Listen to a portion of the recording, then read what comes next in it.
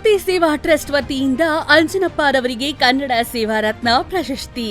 ಕಸ್ತೂರಿ ಕರ್ನಾಟಕ ರಕ್ಷಣಾ ಸೇವೆಯ ಸಂಸ್ಥಾಪಕ ರಾಜ್ಯಾಧ್ಯಕ್ಷ ಆಂಜನಪ್ಪ ಕಳೆದ 10 ವರ್ಷಗಳಿಂದ ಕನ್ನಡ ಪರ ಸಂಘಟನೆ ಮೂಲಕ ಕನ್ನಡ ಕಟ್ಟುವ ಕೆಲಸ ಮಾಡುತ್ತಿರುವ ಆಂಜನಪ್ಪ ಕಾವೇರಿ ಹೋರಾಟ, ಸಮಾಜ ಸೇವೆ, ಉಚಿತ ಸಾಮೂಹಿಕ ವಿವಾಹ, ಧಾರ್ಮಿಕ ಸೇವೆ, ಬಡವರಿಗೆ ಕರೋನಾ ಸಮಯದಲ್ಲಿ ರೇಷನ್ ವಿತರಣೆ, ವಿದ್ಯಾರ್ಥಿಗಳಿಗೆ ಬ್ಯಾಗ್ ವಿತರಣೆ, ಮಹಿಳೆಯರಿಗೆ ಸೀರೆ, ಬಡವರಿಗೆ ಕಂಬಳಿ ವಿತರಣೆ, ಉಚಿತ ಆರೋಗ್ಯ ಶಿಬಿರ ಸೇರಿದಂತೆ ಇನ್ನಿತರ ಹೋರಾಟಗಳಲ್ಲಿ ಸಕ್ರಿಯವಾಗಿ ಪಾಲ್ಗೊಂಡಿರುವ ಅಂಜನಪ್ಪರವರನ್ನು ಜಾಗೃತಿ ಸೇವಾ ಟ್ರಸ್ಟ್ ಗುರುತಿಸಿ ಸೇವಾ ರತ್ನ ಪ್ರಶಸ್ತಿ ನೀಡಿದೆ.